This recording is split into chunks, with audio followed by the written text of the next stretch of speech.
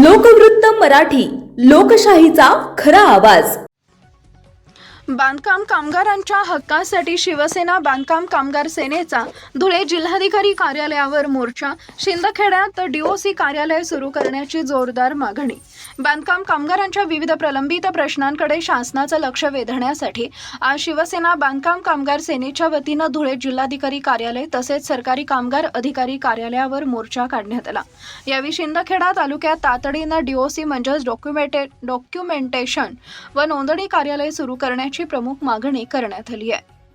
शिवसेना बांधकाम कामगार सेनेनं जिल्हाधिकारी आणि सरकारी कामगार अधिकारी यांना निवेदन देत सांगितले की शिंदखेडा तालुक्यातील हजारो बांधकाम कामगारांना नोंदणी, नूतनीकरण, विविध योजनांचे अर्ज आणि इतर शासकीय कामांसाठी वारंवार दोंडाईचा इथं जावं लागते। यामुळे कामगारांचा मौल्यवान वेळ वाया जातो, आर्थिक भुर्दंड सहन करावा लागतो आणि अनेक अडचणींचा सामना करावा लागतो। त्यामुळे शिंदखेडा शहरात कायमस्वरूपी डीओसी कार्यालय सुरू करण्यात यावे अशी ठाम मागणी निवेदनातून करण्यात आली आहे। यासोबतच ग्रामीण भागातील कामगारांची गैरसोय लक्षात घेऊन कुंडाणे किंवा निमडाळे येथील सुविधा केंद्र सुरू करण्याचीही मागणी करण्यात आली आहे। मोर्चा दरम्यान शासनाच्या कामगार विषयक योजनांचा लाभ प्रत्येक पात्र बांधकाम कामगारापर्यंत पोहोचला पाहिजे। कामगारांना त्यांच्या हक्कासाठी दोंडाईचा येथील शासकीय कार्यालयाचे वारंवार हेलपाटे मारावे लागू नयेत, यासाठी शिंदखेडा शहरात सुविधा उपलब्ध करून देण्यात यावी अशी भूमिका तालुका प्रमुख भूषण पवार यांनी मांडली। शिंदखेडा शहर मध्यवर्ती ठिकाण असून या ठिकाणी कार्यालय तातडीनं सुरू करण्याची गरज असल्याचंही त्यांनी स्पष्ट केलंय।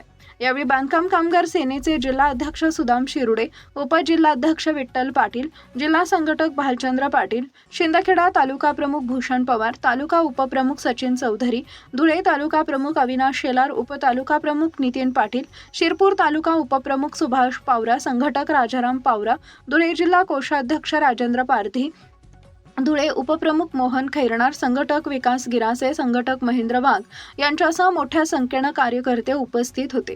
निवेदनावर सर्व पदाधिकाऱ्यांच्या स्वाक्षऱ्या घेण्यात आल्या असून शासनानं या मागण्यांवर तातडीनं सकारात्मक निर्णय घ्यावा, अन्यथा यापेक्षाही तीव्र आंदोलन छेडण्याचा इशारा शिवसेना बांधकाम कामगार सेनेच्या वतीनं देण्यात आलाय।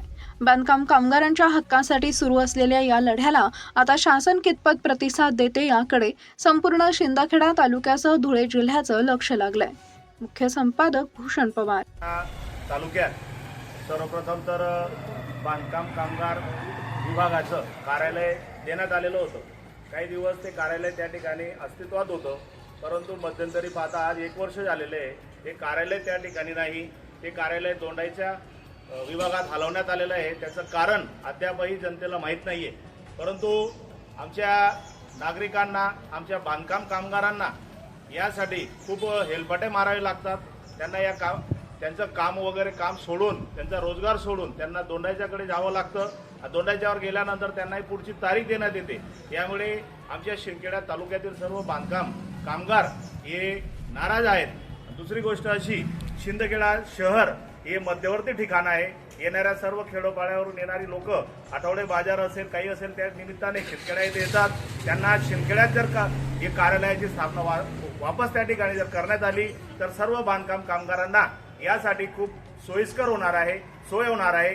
याची दखल आयुक्त साहेबांनी घ्यावी आणि लवकरात लवकर आमचं दोंडाईचं जे कार्यालय आहे, जर ते आपण नाही देऊ शकत तर आपण शिंदखेडा शहरासाठी परत एक दुसरं कार्यालय त्या ठिकाणी द्यावं आणि या शिंदखेड्याच्या जनताची सोय करावी। धन्यवाद। एकच की जो बांधकाम कामगारांचा वेळ वाया जातो व त्यांची जी खूप काही फजिती होते, अशी फजिती होऊ नये त्यासाठी आम्ही प्रत्येक तालुक्यावाईज व जे काही ऑफिस आहेत बांधकाम कामगारचे ते प्रत्येक तालुक्यावाईज मिळावे व रोजगारांचा टाईम वाचावा, वेळ वाचावा। कारण रोजगार हा खूप लांबून येतो व तो 2-2, 3-3 दिवस लाईनीत उभा राहतो। त्यासाठी आम्ही आज कलेक्टर साहेब व आयुक्त साहेब यांना निवेदन देण्यासाठी आलो आहे।